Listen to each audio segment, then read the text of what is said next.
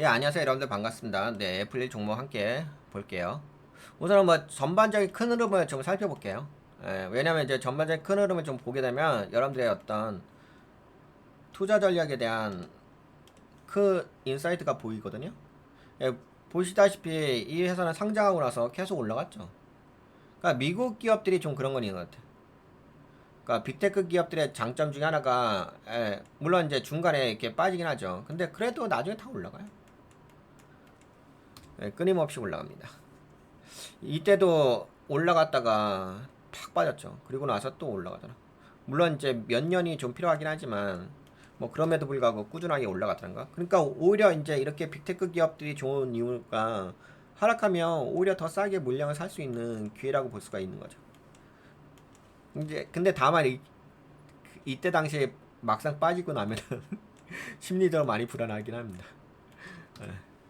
예, 여하튼간에 근데 결과론적으로 보게 되면 많이 예, 지속적으로 상승하는 종목이긴 하죠. 근데 최근에 약간 조정을 주긴 합니다. 아, 그리고 뭐 저기 워렌 버핏이 애플에서 약간 지분을 줄였다는 소식도 있긴 있죠. 뭐 줄여봤자 그래도 어느 정도 있어요. 근데 지금의 흐름을 본다면은 애플의 다른 그 빅테크 기업보다는 좋지는 않은 것 같아요. 메타는 뭐 엄청 날라가고 막 이런 식으로 하는데, 그리고 엔비디아도 엄청 날라가고, 그리고 AI 도입도 그렇게까지 잘 되고 있는 것 같지는 않습니다. 비즈니스 쪽으로. 그러니까 그것이 바로 차트에 반영되고 있어요. 안 좋죠. 이렇게 지금 돌린 게 없죠. 추세적으로.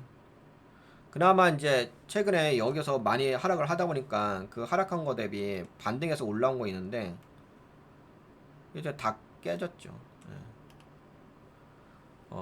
좋지는 않습니다. 현재 포지션 관점으로 본다면 약간 지금이 반등 포지션이잖아요. 이게 차트의 패턴을 보게 되면 여기서 빠졌다가 다시 이렇게 움직여서 다시 툭 들어가죠. 그리고 대부분의 종목들이 V자 반대로 올라왔잖아요. 근데 이 회사는 V자 반대로도 거의 못 올라왔어요. 그렇죠. 그냥 여기서 요 정도 이거 올라왔다가 그냥 여기서 행보야. 그리고 다시 깨져버렸어. 그리고 이쪽 추세선을 다 깼잖아요. 그러니까 추세선이 다 깨졌기 때문에 지금은 매우 약세 패턴이라 봐야 되겠죠. 그러면 이제 이렇게 약세 패턴 종목은 충분하게 더 하락했을 때 박스권 매매 전략으로 보셔야 될 것 같아요. 근데 이제 이건 있긴 하겠죠. 뭐가 있냐면 뭐 이런데 이렇게 여기가 지지 라인 자리잖아요. 이렇게 이런데 지지 라인, 그리고 여기가 빠진 자리가 또 여기가 지지하는 자리잖아요. 이렇게 여기 보이시죠? 그럼 딱 여기 지지하는 자리에 여기까지만 딱 내려온 거죠. 그러면 이제 여기 이걸 무너뜨려야지.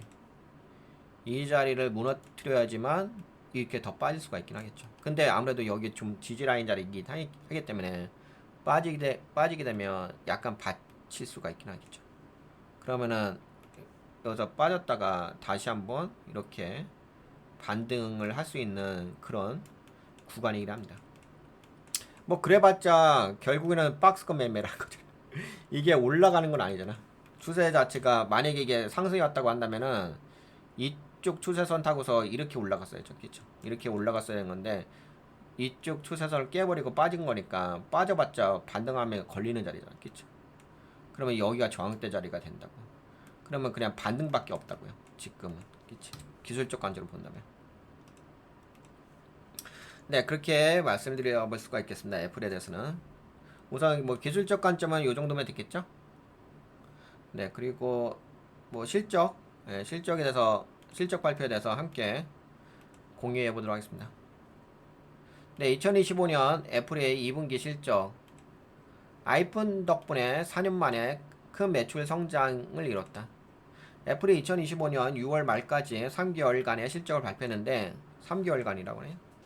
네, 매출이 작년보다 10% 증가하며 2021년 이후 가장 큰 성장을 기록했습니다. 특히 아이폰 16이 아주 잘 팔리면서 실적이 크게 뛰어났습니다.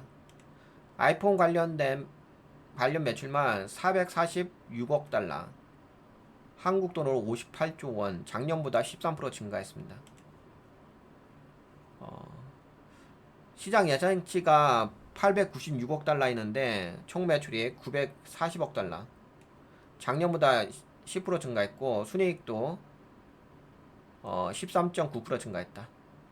순이익은 244억 달러. 그리고 주당 순이익은 EPS는 시장 예상치가 1.43달러였는데 1.57달러. 기대치 상해.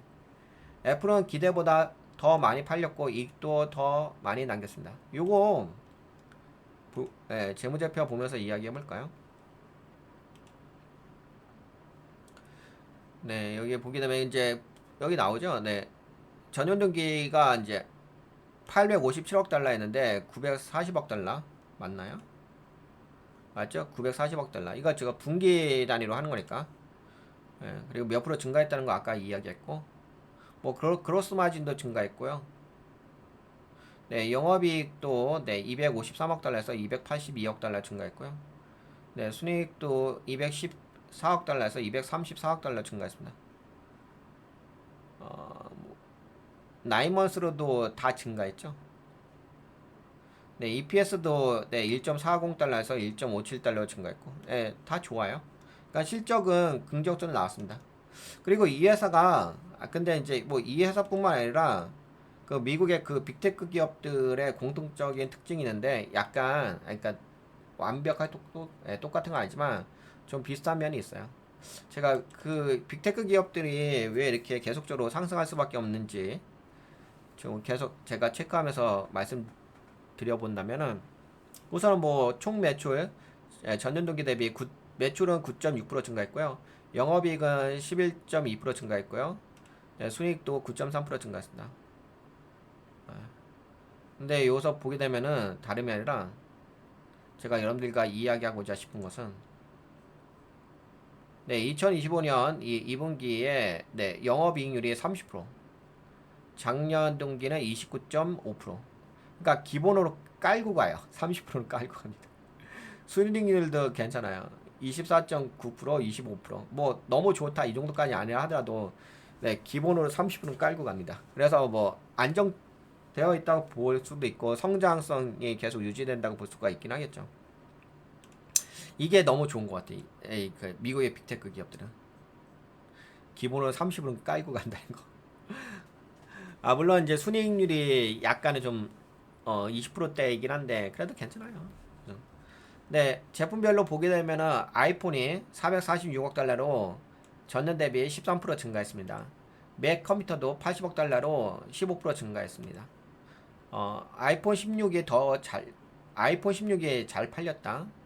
맥 컴퓨터는 신형 맥북 효과가 있었고, 그 다음에 이제 나머지 아이팟하고 에어팟, 워치, 서비스 이쪽은 아이팟하고 에어팟 쪽은 좀 줄어들었네요. 전년 대비. 저가형 출시에도 부진하고 아이팟은 좀 줄어들었고 에어팟 쪽도 네, 시장 정체 신호가 있다. 그런데 여기 서비스, 클라우드, 앱스토어 이쪽은 구독 매출이 증가했다. 13% 증가했다. 근데 확실하게 그런 게 있는 것 같아. 이게 클라우드 쪽 그 수익 매출은 마이크로소프트도 증가하고 있고 그럼 마이크로소프트도 뭐 앱스토어 있으니까 그리고 클라우드 서비스 뭐 애저인가요? 그거 진행하고 있고 하여튼 클라우드 사업을 하는 기업들은 그쪽 부분은 지속적으로 좀 증가하는 부분인 것 같습니다. 클라우드 비즈니스 모델이 성장하고 있다고 보시면 되긴 하겠죠.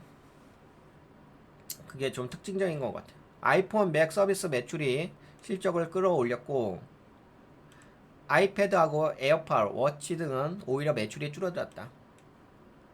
여기는 약간 뭐 번외 주변기기 같은 느낌이 있어가지고 중국에서는 어땠나요? 중국, 홍콩, 대만을 포함한 지역에서 매출이 증가했다는데 4% 많이 증가한 건 아닌데 그래도 4% 이전 두 분기 동안 계속 줄었는데 그래도 이건 있었네. 중국, 홍콩, 대만을 포함한 지역에서 중화권 매출이죠 4% 증가했다. 근데 이제 그 전에 이전 두 분기 동안은 계속 줄었는데 이번에 반등했다는 이야기죠. 이유는 중국에서 일부 애플 제품이 정부 보조금이 붙은 덕분입니다. 아, 정부 보조금이 분명히 도움이 됐다. 팀쿡 CEO가 직접 말했습니다. 관세 부담은 없었나요? 있었습니다. 트럼프 정부의 관세 정책 때문에 애플이 이번 분기에만 9억 달러 하나로 1조 2천억 원을 부담했습니다. 관세 정책으로 인해서 좀 비용이 발생하는 부분이 있다는 거죠. 1조 2천억 원 영향이 있다는 거지. 그런데도 실적이 좋았던 건 일부 소비자들이 관세 인상 전에 제품을 미리 사두는 바람에 매출이 더 높아진 것도 있었기 때문입니다. 그러니까 이게 지금 미국의 어떤 비즈니스 행태인 것 같아요. 그러니까 관세를 부과하기 전에 미리 사재기 해가지고 제품을 사두는 이런 형식이죠. 그렇기 때문에 관세가 이제 본격적으로 진행이 된다고 한다면 더 이상 사재기를 할 수 있는 타이밍이 없는 거잖아요. 그러면 이제 그걸로 인해 가지고 매출이 줄어들 수 있는 영향력도 악재성 영향도 있지 않을까? 네, 그렇게 좀 고려를 해볼 수가 있을 것 같아요. 일부 소비자들이 관세 인상 전에 제품을 미리 사두는 바람에 매출이 더 높아진 것도 있었기 때문이다. 그러니까 미리 사재기해서. 그래서 이거는 이제 이런 성장률이 앞으로도 계속 지속될 수 있을지에 대해서는 한 번쯤 약간 보수적인 관점으로 접근하는 게 맞을 것 같다라고 볼 수가 있을 것 같습니다. 그러니까 어떻게 보면 이번 분기에만 좀 나아졌다? 뭐 다음 분기까지 더 괜찮아질 수도 있는데 그래도 아까 차트도 약간 애매하기도 하고 다음 분기 더 확인을 해봐야 될 것 같아요. 팀쿡 말 이중 1%는 관세를 예상하고 미리 산 소비자들 덕분이다. AI 인공지능 어떻게 대응하나요? CEO 팀쿡 CEO 저도 이게 궁금해요. 과연 애플에서 AI 인공지능 특별하게 AI LLM이 있지는 않잖아요. AI는 우리 시대의 가장 강력한 기술 중 하나입니다. 우리는 AI에 엄청난 투자를 하고 있고요. 기기, 운영체제, 서비스 등 모든 곳에 AI를 넣고 있습니다. 그래서 지금 뭐 그런 이야기가 있죠. 어떤 이야기가 좀 들어봤냐면은 애플 기기에 AI를 접목시켜야 되잖아요. 그러면 LLM을 파운데이션 모델을 어떤 회사 거를 쓸 것이냐. 그래서 지금 두 회사가 좀 거론되고 있는데 제가 알기로는 한 회사는 뭐 가장 유명한 오픈 AI죠. 오픈 AI를 쓸 것이냐 아니면은 구글 제미나이를 제미나이는 아니라 클라우드 쪽인가? 네, 클라우드 쪽을 쓸 것이냐. 제미나이는 이제 아무래도 미국 저기 구글이니까 알파벳 쪽이니까 그래서 그쵸. 그 부분이 있어요. 근데 여하튼 간에 그것은 다른 모델을 쓴다는 거잖아요. 자체 그 LLM이 있는 건 아니고. 이제 이 회사는 이제 결국에는 비즈니스 모델을 전자기기에만 한정해가지고 진행을 하겠다는 거고, 소프트웨어 쪽, 근데 이 회사가 그나마 이런 생태계를 유지하는 이유는 OS가 있어서 그런 거죠. 애플 OS가 있고, 스마트폰 운영체제가 있고, 하기 때문에 그 애플의 생태계가 전자제품의 생태가 유지가 되고 있는데 LLM을 그냥 다른 회사 거를 갖다다 쓴다? 그러니까 이 회사는 계속적으로 그냥 뭐 전자제품 쪽에만 포커싱을 두려고 하는 것 같아요. 어차피 이미 생태계가 이루어져 있는 상태니까. 근데 좀 약간 갸우뚱한 부분도 없잖아 있습니다. 지금은 LLM 저기 AI 파운데이션 모델이 기본 기술력인데 근데 허기상 마이크로소프트도 뭐 자체 내 LLM이 있긴 있지만 오픈 AI 거 갖다다 쓰니까 그리고 뭐 애플도 그래야 에, 갖다다 쓰면 되는 거죠 뭐. 어차피 이 회사의 본질적 비즈니스 모델은 그냥 전자제품 판매하는 거니까. 또한 올해 7개 기업을 인수했고, 오, 그래?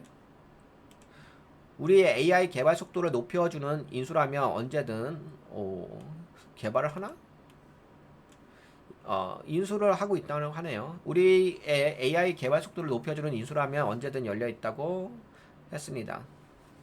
실적은 아이폰과 서비스 덕에 실적 클라우드 쪽 상승했죠. 그리고 중국 시장 정부 보조금 덕분에 매출이 회복됐다. 근데 이제 관세 부담은 있다는 부분, 네, 요 부분은 좀 고려해 볼 필요 있어요. AI 전략, 모든 제품 서비스에 AI 적극 적용 중에 있다. 그러니까 또 어떻게 보면 AI를 애플 전자제품에다가 적극적으로 적용해가지고 새로운 가치를 창출하게 할 수 있다고 한다면은 당연히 뭐 지속적인 성장과 매출이 발생하게 하겠죠. 위험 요소는 뭐 아이패드하고 에어팟의 성장이 약간 정체된 부분이 있고, 그래서 애플은 이번 분기에 아이폰의 16 흥행과 서비스 매출 증가, 뭐 아이폰 16의 흥행과 서비스 매출 증가, 그리고 중국 시장 반등으로 큰 성장을 보여줬습니다. 하지만 이제 앞으로 문제가 되는 게 관세 부담은 현실화되고 있고, 웨어러블 제품군의 부진과, 그리고 AI 경쟁이 본격화되는 시장 속에서 전략적 대응력이 앞으로의 핵심 과제가 될 것으로 보입니다. 저도 이게 좀 궁금하긴 합니다. 과연 AI를 어떻게 접목시킬 건지. 근데 AI는 그냥 다른 회사 거 오픈 AI 아니면 클라우드라든지 그런 회사 걸 갖다다 쓸 겁니다. 그 결국에는 이제 이 회사의 그 주력 제품의 전자제품 판매가 지속적으로 가치 유지를 할 수 있느냐, 그것만 좀 체크하시면 될 것 같고, 그 가치 유지만 된다고 한다면 오히려 주가가 좀 큰 폭으로 하락했을 게 좀 싸게 매수할 수 있는 기회의 장으로 고려해 볼 수도 있는 거죠. 네, 그러면은 애플에 대해서는 여기까지 좀 살펴볼게요. 그리고 살짝 공매도 쪽도 살펴볼까요? 뭐 지금은 크게 보이는 건 없네요. 약간 뭐 중간중간에 있긴 있는데 크게 보이는 건 없어. 그냥 잔파동 정도? 크게 뭐 이야기할 영역이건 아니어서. 네, 그러면 네, 여기까지 애플에 대해서 살펴보았습니다.